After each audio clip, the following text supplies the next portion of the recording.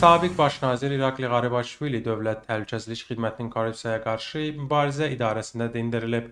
Korrupsiyaya qarşı mübarizə agentliyinin direktoru Emzar Qaqnidzenin sözlərinə görə, keçmiş baş nazir istintaqla tam əməkdaşlıq edib və bu illər ərzində qanunsuz gəlir əldə etdiyini etiraf edib. İrakli Qaribaşvilinin vəkili Lili Gelaşvili məsələyə münasibət bildirib və konkret detallardan danışıb. O deyib ki, sabiq baş nazir istintaq orqanında şahid qismində dindirilib. O bildirib ki, İrakli Qaribaşvili və onun hüquq müdafiəçiləri yaxın günlərdə bəyanatlar verəcəklər. İrakli Qaribaşvilinin evindən götürülən əşyalarla bağlı suala gəlincə, vəkil izah edib ki, keçmiş baş nazirin evindən qızıl əşyalar götürülməyib.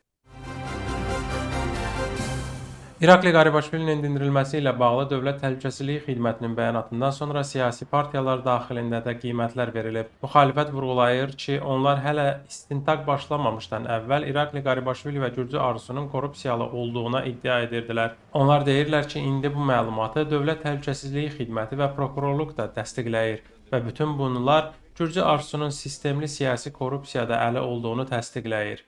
Onlar deyirlər ki, indiki hakimiyyət korrupsiya ilə deyil, daha çox nüfuz bölgüsü uğrunda mübarizə aparır. Hakim komanda iddia edir ki, istintaq prosesi şəffafdır və İrakli Qaribaşvilinin istintaqla əməkdaşlığı istintaqda növbəti addımlar üçün əsas ola bilər.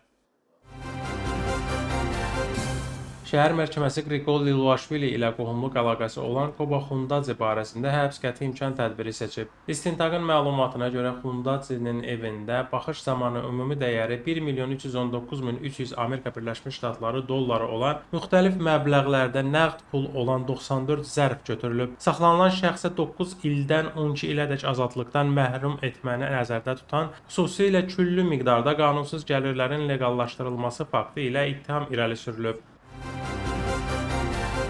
Tbilisi Maliyyə Samitinin rəsmi açılışı olub. Tədbir Tbilisi Dövlət və Balet Teatrında keçirilir.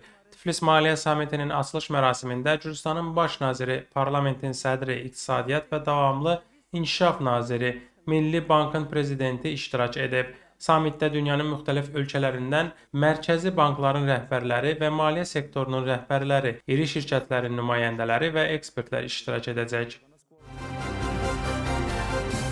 Gürcü Arzusu Milli Hərəkat və ona bağlı partiyaların fəaliyyətinin qadağan edilməsini tələb edərək, bazar ertəsi günündən gec olmayaraq məhkəməyə konstitusiya iddiası ilə müraciət edəcək. İddia müxalifət tərəfindən sərt şəkildə tənqid olunur. Milli Hərəkat iddia edir ki, bu, müxalifəti hüquqi yolla məhv etmək cəhdidir. Ona görə də iddiaya qarşı hüquqi mexanizmlərdən istifadə edəcəklər. Hakim partiya iddia edir ki, gündəmini ölkədəki təxribatlarla müəyyən edən siyasi qüvvələrin fəaliyyəti qadağan edilməlidir.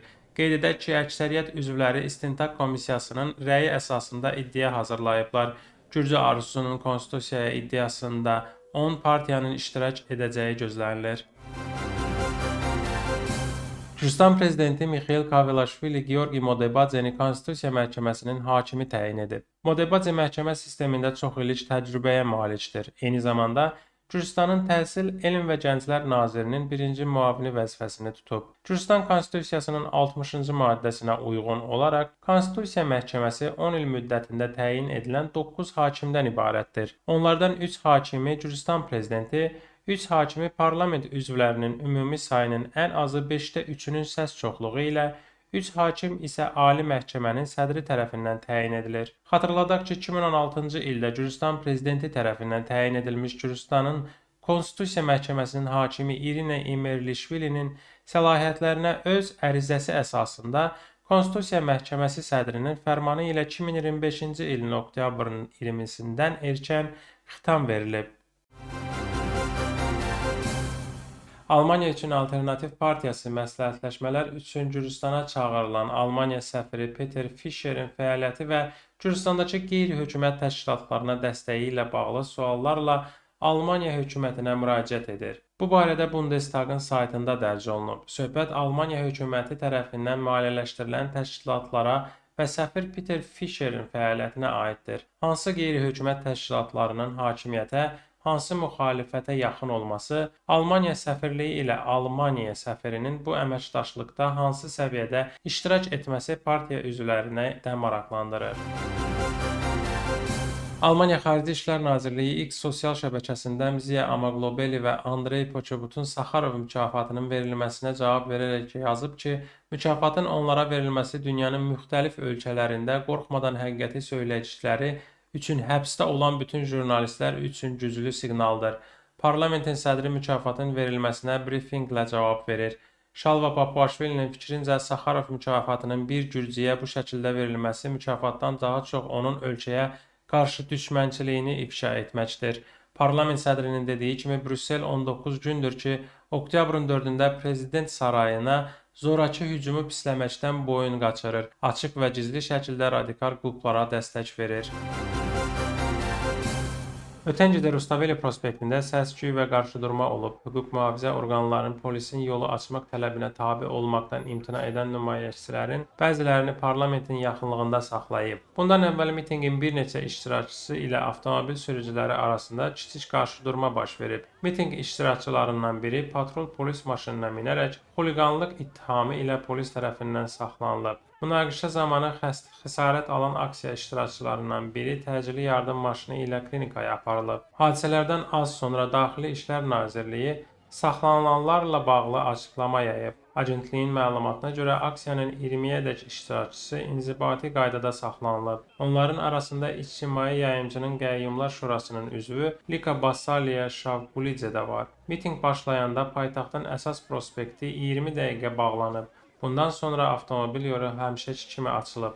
Saxlanılan şəxslərin barəsində həbs qəti imkan tədbiri seçilmək üçün bu gün məhkəmə qarşısında çıxarılacağı gözlənilir. Tbilisi meriyası tramvay xəttinin layihələndirilməsi və tikintisi üçün tender elan edir. Tramvay xətti Didi-Diğomi, David Ağmaşeli-Beli xiyabanı və Diğomi masivi vasitəsilə Didibi metro stansiyasına bitişik əraziyə birləşdirəcək. Bu barədə Tbilisi meri hökumətin iclasında danışıb. Kaxaqalacenin sözlərinə görə tramvay xəttinin çəkilməsində məqsəd Didi-Diğomi əhalisini metroya birləşdirməkdir ki, bunun nəticəsində şəhərin mərkəzinə gediş-gəliş daha sürətli olacaq.